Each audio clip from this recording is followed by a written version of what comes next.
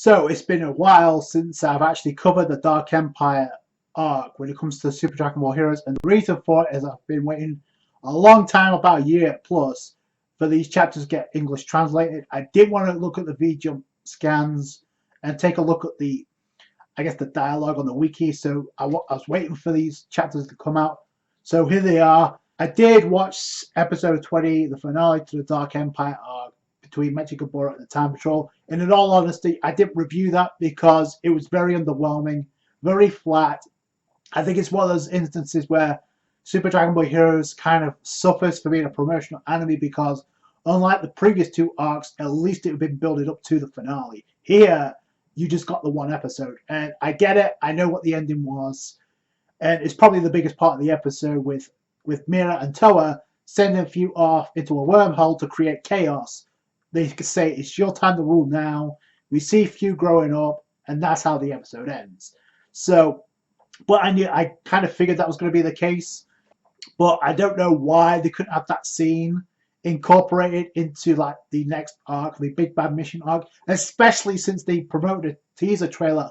The Super Dragon Ball Heroes channel just promoted another teaser trailer with the same visual that we got a Jump Festa with the Gods of Destruction, the Time Patrol, the Capsule Corp Goku and Vegeta, Bojack and Toa in the visual, and the incorporated Bojack, Turles, and Toa in the trailer.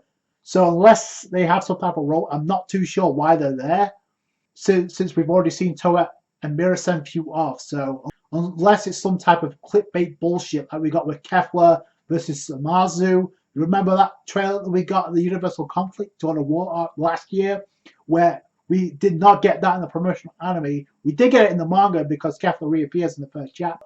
So I hope that's not what it is. But yeah, that's why I didn't review the episode.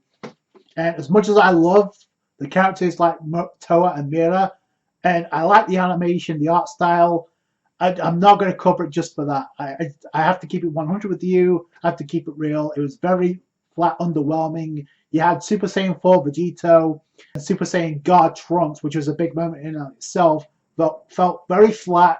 Take down Mechikabura with the sword. It's very reminiscent to that of what happened with Samazu, where he gets cut in half, and that's it. But thank God we got the manga to realize. We go with chapter 12. The title of the chapter is The Dark Empire Complete Resurrection. If you remember, or if you're not aware, at the previous chapter we had Chronoa, the Supreme Kai of Time, sacrifice herself to seal the demon realm.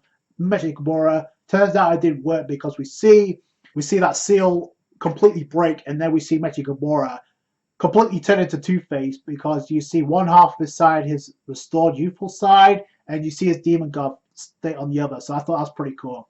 We got an awesome cover page promoting the manga and also the players when it comes to like the demon gods.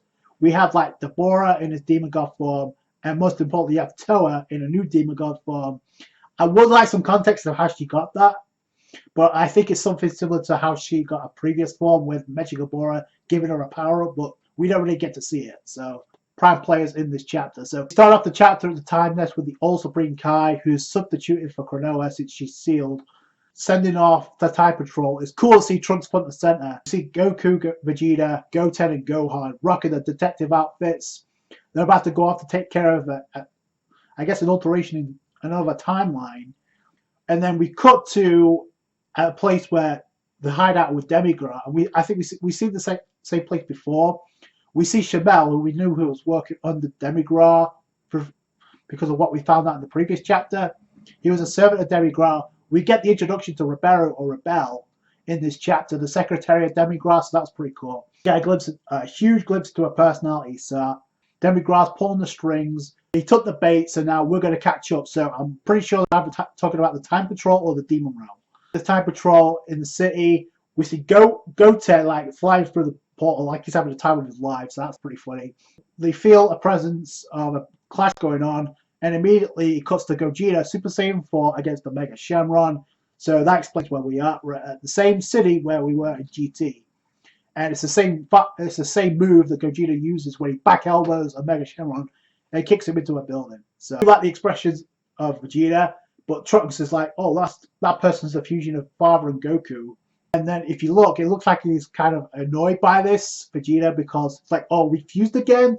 even though I thought it was funny that Vegeta's the one that came up with the initial idea back in GT. But something immediately is off because we see the Bulma, Chi-Chi, Oob, Trunks, Pan, Videl, Gohan, and Goten. What I really found funny though is if you look at Mr. Satan, it's the GT design, and he's taller than all of them, which if you saw GT, you know that's not the case at all. He's like small, he's about the same size of Oob, so I thought that was pretty funny. Either way, it looks like they've been possessed. Gohan and Trunks actually take aim at Time Patrol Trunks, which I thought was ironic. Things kick into high gear because we have a wormhole appear right behind Gogeta. And then we see Toa, so go after your objective. Then we see Finn attack Gogeta. I don't even know what to attack Gogeta. Props to him for dodging. But then we see Finn, and there's pretty much a look-alike of Kid Buu, Majin Buu. He has the same mannerisms and the same appearance. Gogeta dodges him. Finn extends his arms like Buu and grabs a hold of him and then just swings him into a building. So he's laughing like Kid Buu, so I'm assuming there's an experimentation from the Demon Realm. I would like to get to the origin of where he came from. It looks like GT version of Trunks is going to kill the Time Patrol version of Trunks. Shout out to Time Patrol Vegeta for trying to do something to help his son, but Bulma cuts in the way, which I found so ironic given the fact what happened in GT with baby Vegeta. So there you go.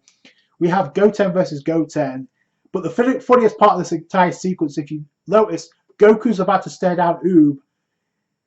Number one, Mr. Satan charged at Goku off screen and then flew into a building, which is hilarious. On the second part, it's like Goku completely knocks out Chi-Chi casually with a chop to the back of the neck. So Goku not playing games even with his own wife. So I thought that was hilarious.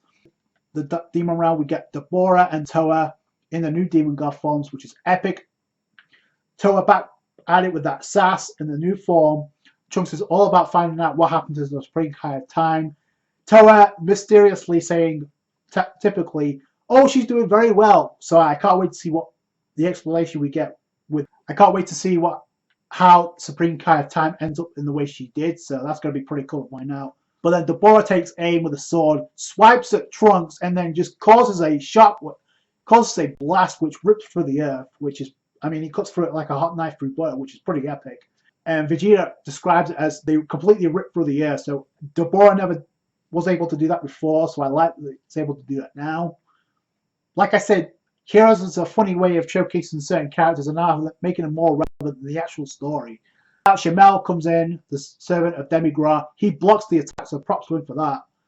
And then on the other side, you have Demigra giving marching orders to Rebel or Rebel to like do something about this. So she uses a wand to reverse the flow of time. So then she says, the path that follows time, and then she just reverses the attack right back at Toa and Deborah. Deborah's like, get out of the way, Toa. And Deborah gets nailed by this blast. The pretty epic on the part of Ribeiro. So I thought she was the MVP of this chapter. This group as the vanished faction of the Demon Realm, which we kind of knew, given what we found out about Shamel, but we didn't know until last chapter that he was working under Demigra. But meanwhile, what's going on? You start the fights with GT Cast going against the Time Patrol. You have Gohan against Pan, which is funny because Pan's going to be a future member of the Time Patrol anyway. Then you have Videl who tries to attack Gohan.